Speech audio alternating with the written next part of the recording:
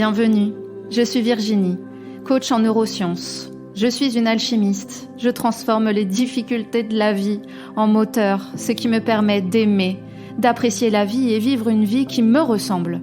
Après une énième rupture amoureuse, j'ai décidé qu'il était enfin temps d'aller à la rencontre de moi-même et de me connaître, sous toutes mes coutures.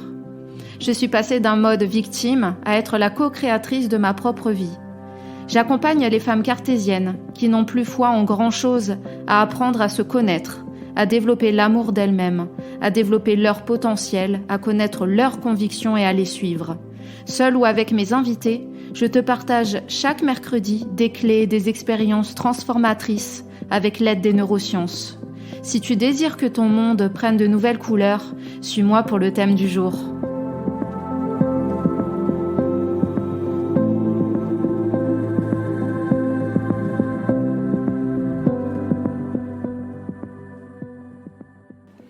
Je suis ravie de te retrouver pour ce nouvel épisode des Cartésiennes reconnectées. La semaine dernière, l'épisode était consacré à l'amour. Qu'est-ce que l'amour ? Comment je considère l'amour de mon côté ? Quelle place il a à l'extérieur de toi, dans ton monde extérieur, mais surtout à l'intérieur de toi ? Quelle est la capacité de cette grande intelligence à mettre toute ta vie en harmonie ? Quand tu le décides, bien sûr.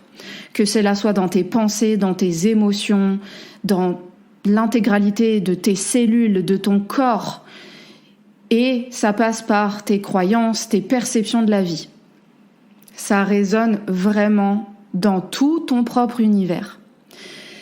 Si tu n'as pas écouté cet épisode de podcast, je te conseille d'écouter l'épisode numéro 4 des Cartésiennes reconnectées qui est dédié à l'amour. Aujourd'hui, j'ai envie de te parler de son opposé. C'est la peur. Finalement, si je suis dans la peur, si je ressens de la peur, est-ce que je suis éloignée de l'amour ? J'ai envie de te montrer, de t'expliquer, mais surtout que tu fasses l'expérience de ce que c'est l'amour et la peur. Il n'y a que deux choses de base dans la vie. Soit tu es dans l'amour, soit tu es dans la peur. Et finalement, tout ce qui n'est pas de l'amour, c'est de la peur. Par exemple, si je ressens de la jalousie, c'est par peur de quelque chose. Si je ressens de la colère, c'est parce que les limites n'ont pas été respectées, mais c'est que du coup, tu n'es pas dans l'amour. Donc au final, soit je suis dans l'amour, ou alors je suis dans la peur, et le reste, ce ne sont que des sous-catégories, mais la racine première, c'est soit l'amour, soit la peur. Quand je suis dans la gratitude, je ressens finalement, c'est la base, la racine mère, c'est l'amour. Quand je me sens en joie, je fais l'expérience de l'amour.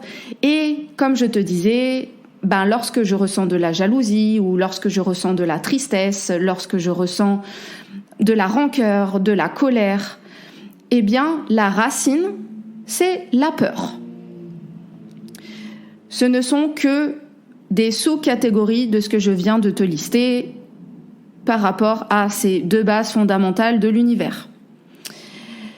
Me concernant, bien sûr, comme toi, comme tout le monde, j'ai eu des peurs et j'en ai encore. C'est un travail d'une vie d'aller à la rencontre de ces peurs, d'expérimenter tout ce champ vaste, cette panoplie qui est la peur. Et je voudrais te citer certaines peurs que j'ai pu avoir. Certaines sont anciennes, d'autres sont plus ou moins résolues, d'autres sont résolues. Et j'ai envie de te partager plusieurs de celles-ci. Et dans mon cas, c'était par exemple la peur de ne pas trouver un compagnon, de ne pas être en couple, de ne pas partager avec quelqu'un que j'aime et qui m'aime.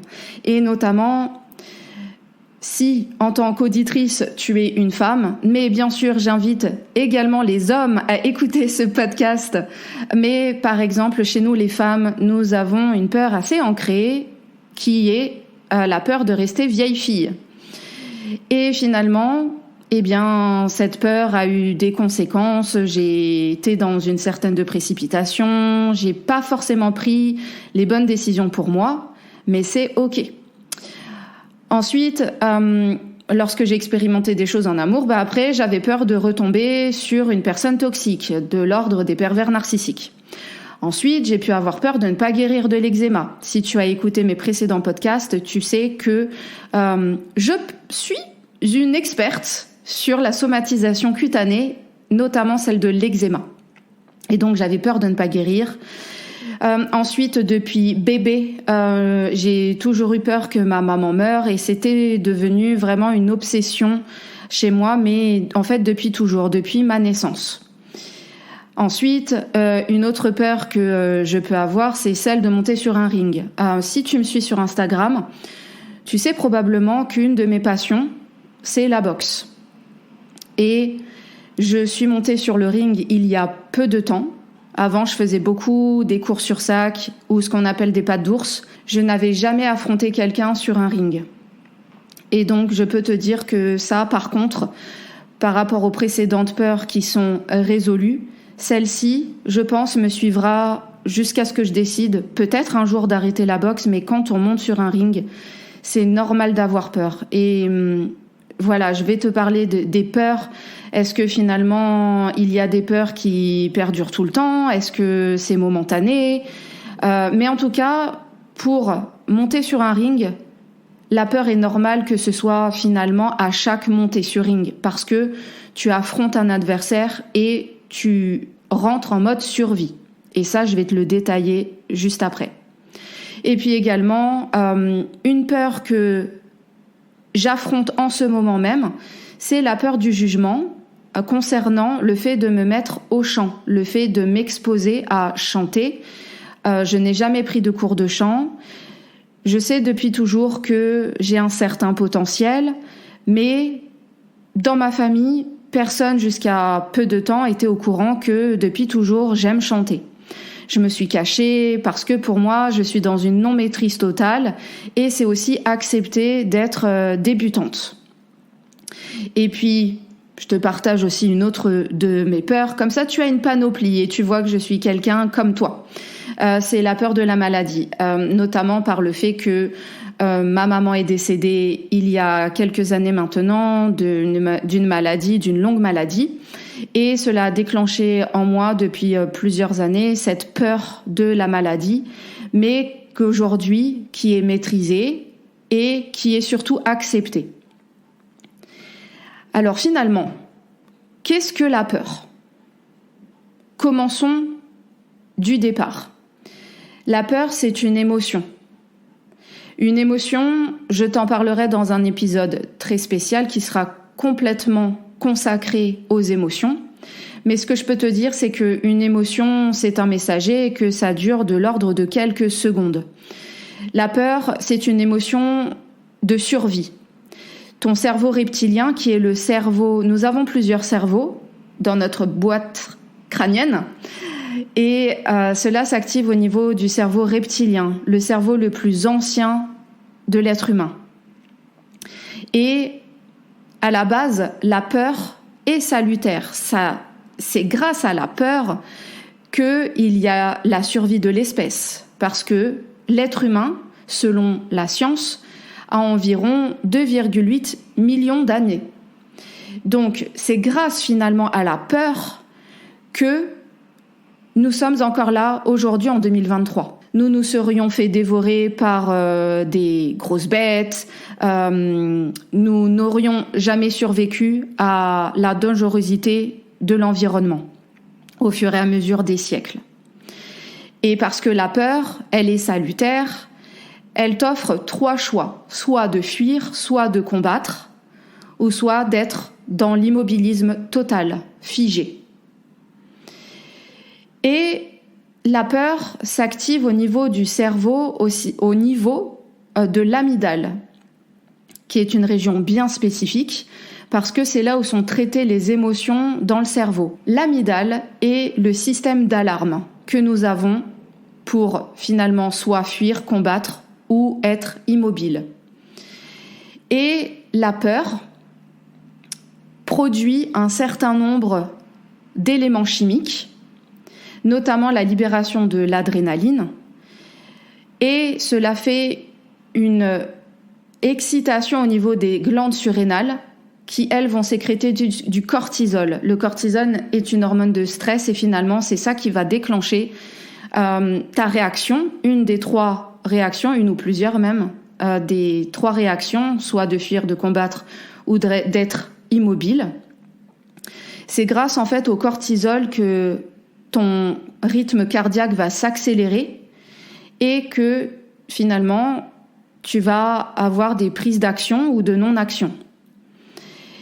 Donc tu vois que ça, dans un environnement où avant nous avions vraiment des éléments extérieurs qui nous poussaient en fait à nous mettre en mode survie, donc voilà le fait de survivre aux événements, aux intempéries, au fait de devoir fuir des animaux dangereux, c'était vraiment quelque chose de concret. Mais la peur, comme je te disais, qui est une émotion, si cela dure trop longtemps et que ce n'est pas justifié, cela se transforme en sentiment, puis en humeur, puis en état d'esprit, et la peur va se transformer dans ton corps en certains troubles plus ou moins longs, qui vont aller d'une tristesse plus ou moins longue à la dépression, à l'angoisse, à l'anxiété. Parce que finalement, normalement, la peur n'est censée durer que quelques secondes. C'est l'instinct de survie. Mais nous sommes dans un siècle où nous n'avons pas vraiment de justificatif d'être en mode survie permanent. Nous avons une qualité de vie extraordinaire au XXIe siècle et même au XXe siècle. Mais maintenant, nous sommes confrontés à des monstres imaginaires. Et comment, en fait, va se manifester la peur ? Eh bien, encore une fois, par le corps. Et ça, je l'ai abordé également dans des épisodes précédents. Et je t'en reparlerai énormément parce que ma base pour te faire comprendre et expérimenter la vie, c'est ton corps. Le corps, c'est finalement l'endroit où est véhiculé ton inconscient pour s'exprimer. Il est relié à ton histoire de vie entière et bien au-delà de ta propre vie actuelle. C'est vraiment là où se situe ton inconscient et ton corps rend visible ce qui est invisible. Alors, comment ça se passe dans le corps finalement ? Comment le corps te manifeste ce qui se passe en toi et au fait que, peut-être que là, tu es dans une peur qui n'est non plus émotionnelle de quelques secondes, mais qui devient un sentiment, qui dure plusieurs heures, et puis après, ça va être dans un état d'esprit, et finalement, tes démons intérieurs, comme je pourrais le dire, te donnent envie de te réfugier dans une pièce vide et de te mettre dans un coin, ou alors au fond de ton lit et de ne plus voir personne. Eh bien, observe ton système digestif. Comment ton système digestif est ? Est-ce que tu as mal à l'estomac ? Est-ce que à toi de voir comment ça se passe au niveau digestif. Après, au niveau de ton mental, est-ce que tu es dans des ruminations ? Est-ce que tu ressasses sans arrêt les mêmes choses ? Est-ce que ça peut se manifester en maux de tête ? Parce que généralement, avec les maux de tête, c'est un peu la symbolique de j'en ai plein la tête. Entre autres. Ensuite, est-ce que tu ressens des émotions désagréables ? Est-ce que tu te sens dans une lourdeur émotionnelle ? Est-ce que tu ressens l'envie de pleurer ? Et puis, finalement, est-ce que tu entretiens une boucle émotionnelle désagréable ? C'est-à-dire que tu as des pensées qui sont plutôt d'une fréquence très basse et avec des émotions plutôt désagréables également. Et donc, finalement, c'est le cercle vicieux. À toi de voir comment ton corps te manifeste les choses et notamment également, est-ce que tu as des somatisations ? Est-ce que tu as des douleurs dans ton corps ? Est-ce que tu as des problèmes de peau ? C'est ton corps est ton meilleur allié pour comprendre, expérimenter et évoluer dans ton chemin de vie. Alors finalement, comment savoir lorsque tu es dans la peur ? Comme je te le disais en introduction, soit tu es dans l'amour, soit tu es dans la peur. Alors, petit aparté, en ce moment, il y a un gros orage à l'extérieur. Donc peut-être que tu entendras l'orage en Île-de-France. En ce moment, ça tambourine à l'extérieur. Je voulais t'avertir que tu ne sois pas surprise. Alors, si tu es soit dans la peur ou soit dans l'amour, je reviens sur ce que je te disais en introduction et finalement, la jalousie, la rancune, le manque de confiance, la culpabilité, la colère, l'impatience, le sentiment d'avoir besoin de contrôler, eh bien, tout ça, ce n'est qu'une variable de la peur. Cette émotion de survie pour se protéger d'un ennemi quelconque, souvent dans sa tête, avec ses propres prismes en fonction de ses croyances sur toi-même et sur le monde.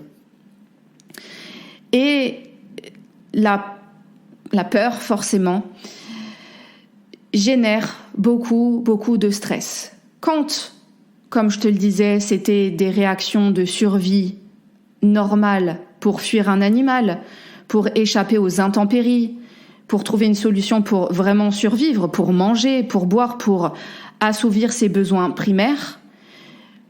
Un stress était généré via l'hormone de cortisol, mais c'était normal parce que ça allait durer très peu de temps. Mais au final, quand ça dure trop longtemps, le corps est soumis à un stress permanent.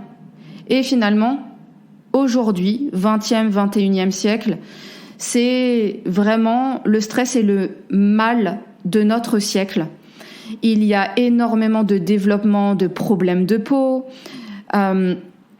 C'est vraiment je pense, des consultations majeures chez les médecins où moi, en tant qu'experte en eczéma, je ne pourrais pas te dire combien de fois j'ai entendu ce mot, c'est le stress, mais jamais cela m'a permis vraiment de me comprendre et au final, j'étais devenue un peu allergique au mot stress. Et nous sommes les seuls, nous, êtres humains, à avoir cette capacité. C'est par le seul moyen de la pensée, nous pouvons nous générer du stress. Nous nous imaginons avoir des monstres invisibles. Nous avons peur du passé, nous avons peur du présent, nous avons peur du futur. Et nous avons peur de tout. De notre voisin, de tout en fait. Tout est vraiment prétexte à avoir peur et finalement à installer de façon continue et répétée le stress dans notre corps et ce qui va au fur et à mesure épuiser tes glandes surrénales. Et les glandes surrénales sont notamment responsables de ton système immunitaire, de ta bonne santé et du fait que les virus ne passeront pas dans ton corps. Donc si tu es trop en stress, tes glandes surrénales s'épuisent et c'est là que tu tombes malade. C'est très simple. Et quelles sont les conséquences dans ta vie lorsque tu es soumise à un stress répété et continu ? Eh bien, tes pensées vont se syntoniser avec cette vibration qu'il y a à l'intérieur de toi et tu vas avoir tendance à sentir que tu subis ta vie. Est-ce que ça t'arrive de te victimiser ? Est-ce que cela t'arrive de t'interdire de faire des choses ? Est-ce que tu as le sentiment que ta vie manque de fluidité ? Ça peut vraiment se manifester par ces conséquences-là. Alors, comment se libérer de la peur ? Comment l'inviter dans ta vie avec amour ? Et c'est pour ça que l'épisode précédent est très important. Parce que on peut inviter l'amour partout, et même lorsqu'on est dans ses plus grosses zones d'ombre. Et lorsque j'ai peur, j'invite l'amour, c'est mon remède. Et le rôle constructif de la peur, comme je te le disais précédemment, c'est que c'est un messager. Elle est là pour te faire grandir, elle est là pour te faire évoluer. Et même lorsqu'on a des monstres invisibles dans sa tête, qu'on a peur de tout, du passé, du présent et du futur, eh bien, ce sont des messagers d'évolution. Et ça, c'est magnifique parce que dans les plus grosses zones d'ombre, il y a les plus beaux cadeaux et même la peur peut t'amener un épanouissement énorme. Voilà, lorsque tu ressens par exemple de la jalousie, comment est-ce que la jalousie peut être transformée en quelque chose de positif? Comment est-ce que la colère peut être transformée en positif? Tout est alchimique. Et je te dirais, une des clés pour cela, c'est d'apprendre à gérer tes émotions. Et déjà, de les connaître, de faire ami avec elles. Et une étape clé, parmi le fait d'apprendre à gérer tes émotions, ça va être de commencer par accepter. Accepter que tu peux ressentir de la peur. Accepter que tu aies peur dans telle circonstance. Et dans n'importe quelle circonstance, c'est d'accepter. Parce que qu'est-ce qui se passe si tu n'acceptes pas? Résiste ce à quoi tu persistes. C'est-à-dire que si tu refoules la peur et que tu l'évites, en fait, tu l'entretiens. Et c'est de dire, ok, j'accepte peur que tu sois là, dans telle circonstance. J'accepte d'avoir peur, par exemple, de la maladie.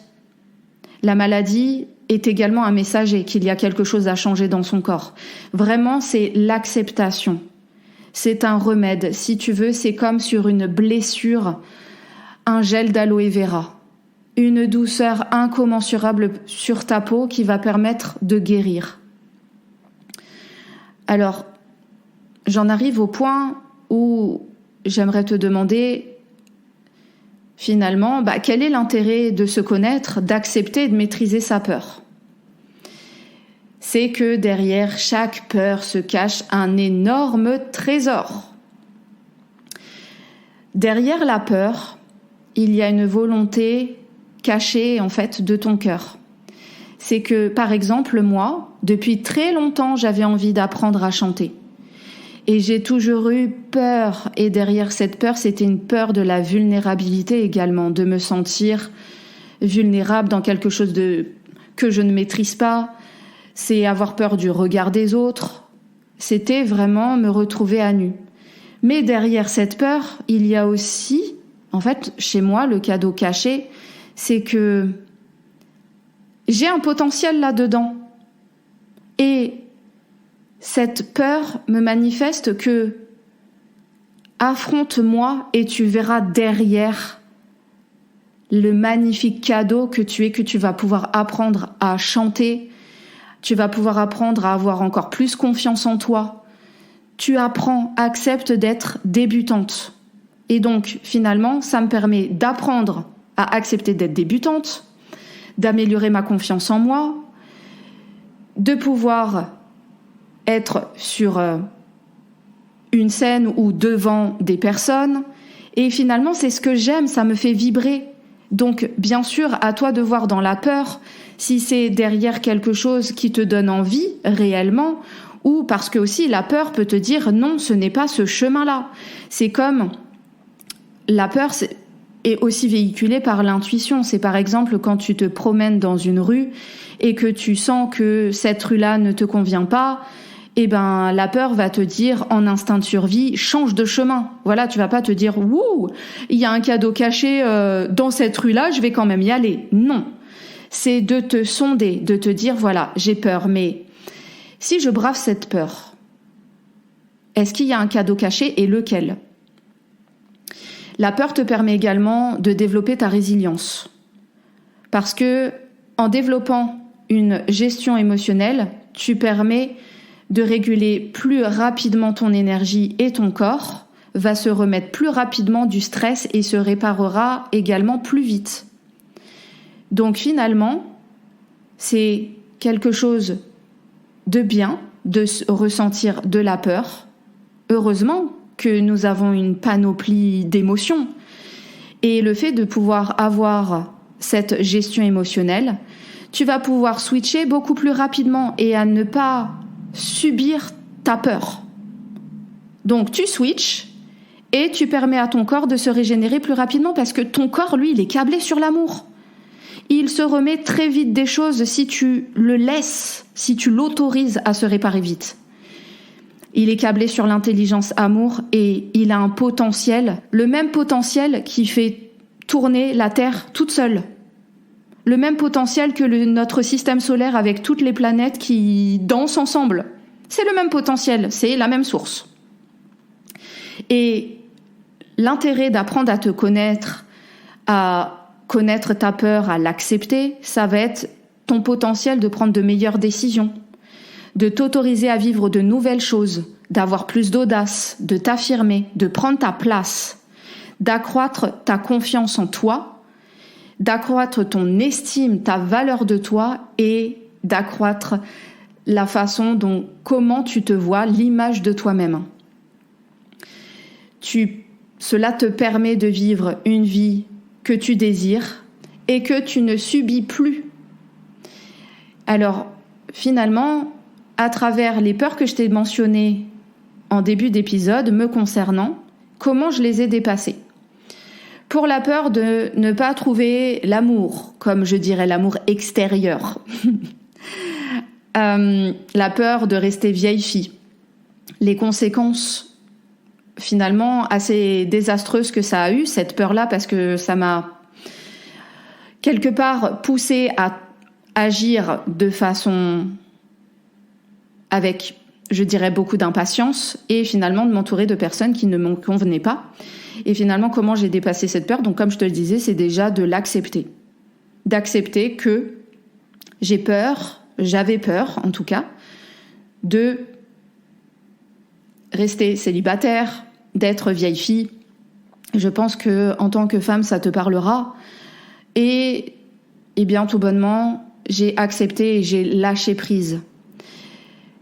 Et notamment, en m'occupant de moi, en me procurant, en me donnant ce dont j'ai envie, en faisant des activités qui me nourrissent, en apprenant à me connaître justement. Ça me permet d'aller vers des activités, des personnes qui me correspondent. Et puis en fait, ce n'est plus devenu un but de trouver quelqu'un.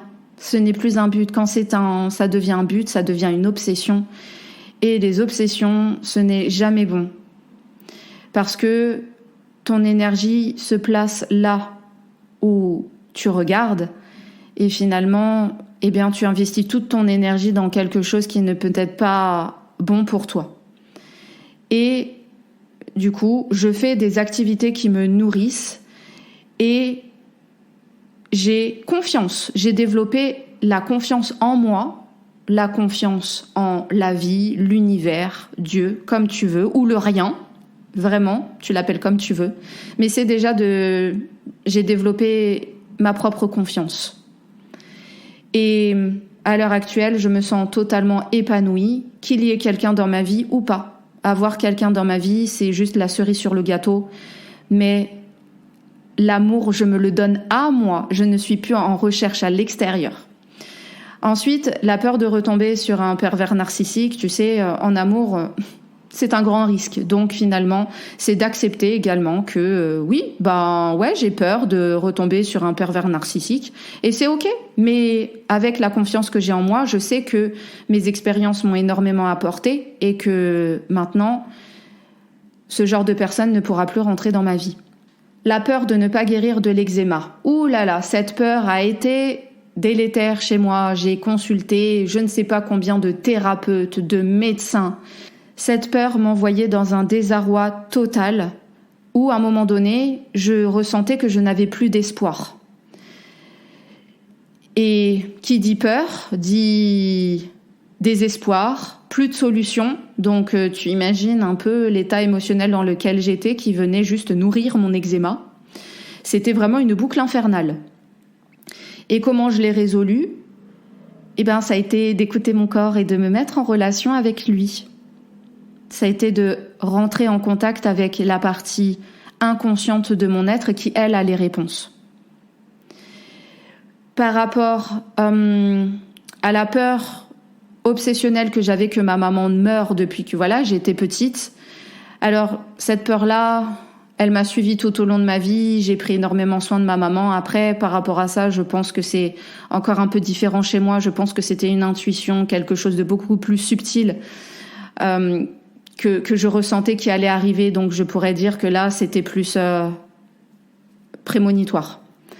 Par rapport à la peur de monter sur le ring, celle-ci, je continue de la comprendre et de l'accepter parce que finalement, comme je te disais, là, on est dans la peur qui est celle de la survie.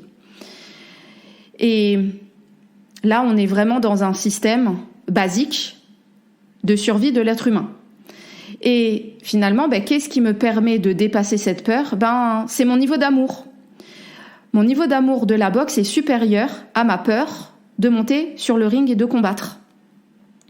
Je m'éclate, je m'amuse et tout ça, c'est supérieur à la peur que j'ai de me prendre des coups.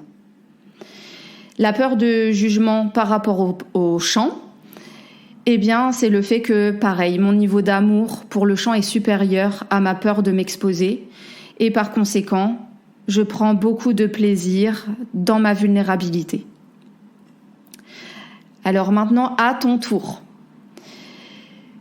je t'amène à introspecter. Et oui, maintenant, c'est ton tour d'expérimenter, d'apprendre à te connaître ou d'accroître ton expansion de conscience par rapport à la connaissance de toi-même. Quel événement de ta vie marquant t'a fait ressentir le plus de peur ? De 1 à 10, à combien évalues-tu cette peur ?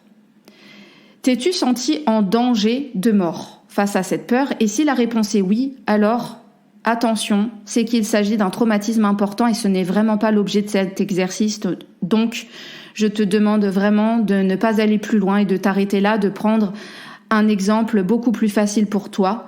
Vraiment, n'entre pas dans les traumatismes à travers un podcast. Je te le déconseille. Et donc, si tu ne t'es pas senti en danger de mort, à quoi cette peur a été liée à un problème pour toi ? Que t'a-t-elle empêché d'être ? Que t'a-t-elle empêché de faire ? Et si cette peur se réalisait, est-ce que tu survivrais ? Si la réponse est oui, quelles sont les choses sur lesquelles tu peux focaliser ton attention pour continuer d'avancer malgré la peur ? Regarde par rapport à ce que je te disais au niveau d'amour. Est-ce que ton niveau d'amour pour ce quelque chose est supérieur à ton niveau de peur ? Ensuite, imagine-toi en train de braver cette peur et mets-toi dans un environnement agréable, ce qu'on appelle le VACOG.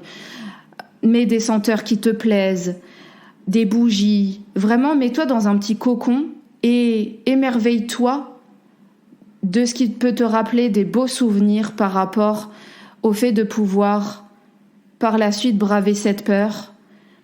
Et voilà, imagine-toi comment tu peux braver cette peur et finalement atteindre ce cadeau caché dont je te parlais tout à l'heure. Et puis, maintenant que tu as fait tout ça, comment tu te sens à l'issue de cet exercice ? Je t'invite à me partager ton expérience sur Instagram et à me dire si cet exercice t'a plu et vraiment comment ça s'est passé pour toi, parce que sache que tu peux vraiment avoir un échange avec moi. Et si l'expérience te fut agréable, alors bravo, parce que je tiens à te dire que tu as pu te reconnecter à l'amour. Et dans ton corps actuellement, il y a de merveilleuses substances chimiques qui coulent dans tes veines et qui s'emploient à réharmoniser ton corps. Alors finalement, la réponse à la question de cet épisode, qui était « Si je suis dans la peur, est-ce que je m'éloigne de l'amour ?» Eh bien, la réponse est oui. Oui, tu t'éloignes de l'amour quand tu as peur de ne pas être aimé, quand tu as peur du changement, quand tu as peur de vivre des émotions désagréables, quand tu as peur d'être trahi, quand tu as peur de ton avenir, de ton passé, de ton présent, quand tu as peur d'être jugé, quand tu as peur du changement, quand tu as peur des responsabilités, quand tu as peur de te sentir rejeté, quand tu as peur d'être abandonné, quand tu as peur de prendre de mauvaises décisions. Bien sûr, tu t'éloignes de l'amour. Mais sache que l'amour est toujours là à côté et n'attend qu'un pas de ta part pour que tu transformes le plomb en or.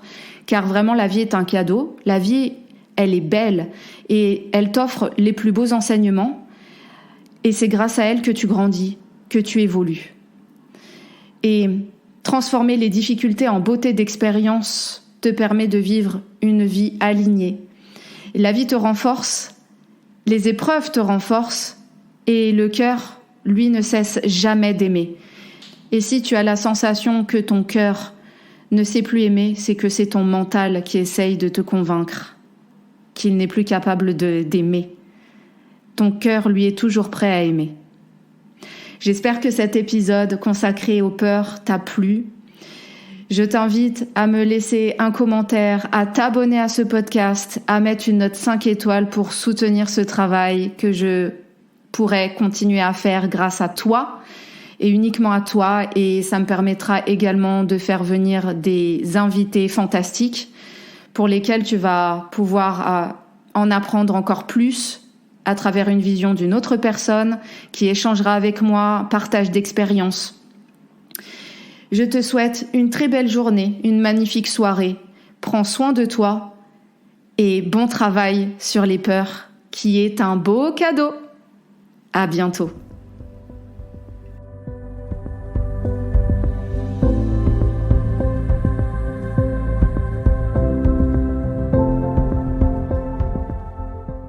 Je te remercie d'avoir écouté cet épisode jusqu'à la fin. J'espère qu'il t'a plu. Sans toi et ta contribution, ce podcast ne peut exister.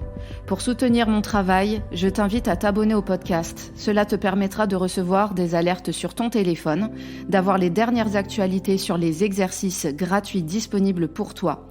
Je t'invite également à partager le podcast auprès de toute personne qui peut en avoir besoin, à me laisser une note 5 étoiles et un commentaire sur Spotify, Apple Podcast. Quant à moi, je te dis à très bientôt pour un nouvel épisode.